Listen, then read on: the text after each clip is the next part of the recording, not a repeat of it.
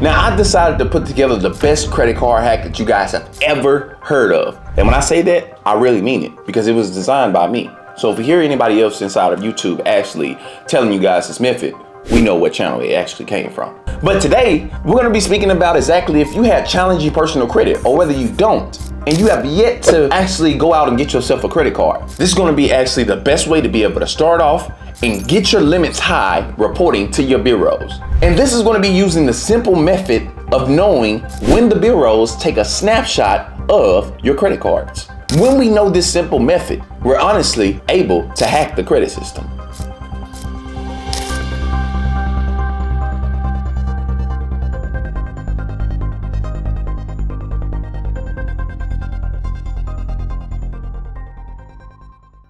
Now first, I want you guys to tell me if you actually have a debit card inside of it. If that is you, understand that the debit card is doing nothing but taking money away from you every single week. They give you it free, but it takes so much from you. See, we don't realize that when we get a debit card, we're only spending our money with no benefits at all. So of course they would give us a free business checkers account because it's coming from our money. But you see, when we know how to move strategic in order to be able to get somebody else's money, this is when truly life-changing things start to happen. So what I usually like to tell people is, we need to take the normal money that we spend on our debit card, transfer it over to a secured credit card if we have not yet started to build credit at all. But this is what the average person ends up starting out at. They hear this type of video and they hear people telling them to go get a secured card, and they go get one. But the problem is, they only get one. So that means that they probably have a $500 line of a secured card reporting to the bureaus, which is great. They're getting themselves started. But when you hear this method, this is how we actually turn that $500 line within 60 days into over a $15,000 line. So let's get exactly to how we actually do that. So we actually don't want to be the rookie that actually goes out and get one secured credit card that is reporting.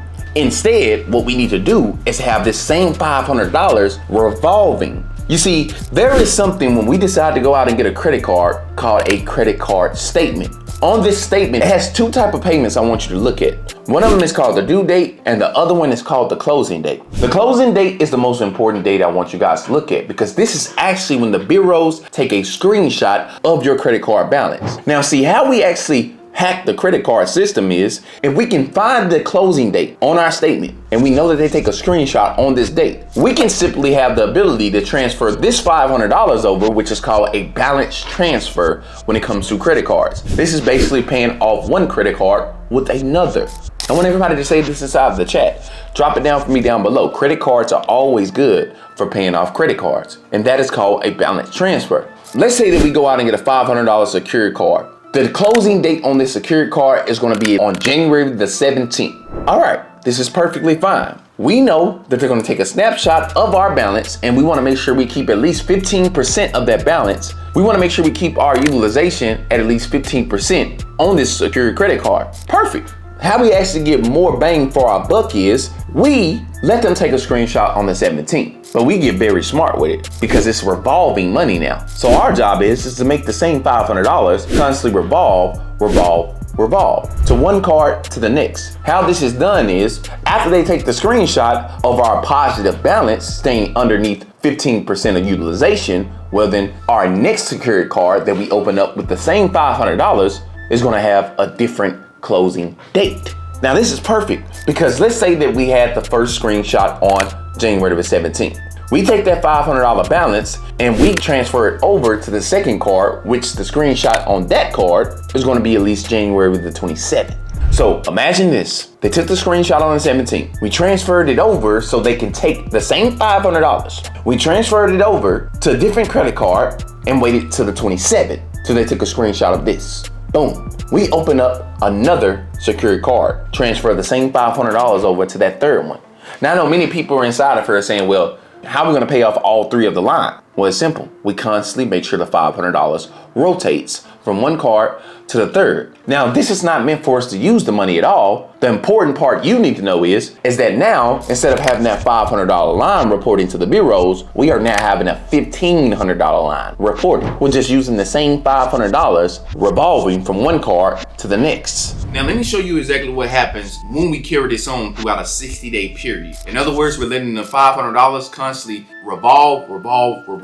After 60 days that we have this $1,500 line reporting, now we're actually able to go out and get unsecured approvals, because we have now kind of established a relationship and showing to the bureaus that we're actually responsible. So this is the effect it makes now. When we go out and start to apply for unsecured cards, you're gonna see not only those secured cards that we had, we upgraded to traditional credit cards. In other words, now we have access to other people's money with those secured cards. Because let's say that the $500 line, they send you approval over of $1,500 on each credit card. That's amazing. Now we have been able to turn each of those $500 lines into $4,500 line of credit actually reporting to the bureaus. And then when we actually go out and apply for the unsecured cards, these are going to be a pretty higher limit, simply because they see that we have high limits already reporting to our bureaus. So let's imagine this. We go out and apply for our first unsecured credit card after the 60 days. Now that's going to be an easy $25,000 to $5,000 approval on each credit card that we actually go out and get, simply by using the same $500 in rotation.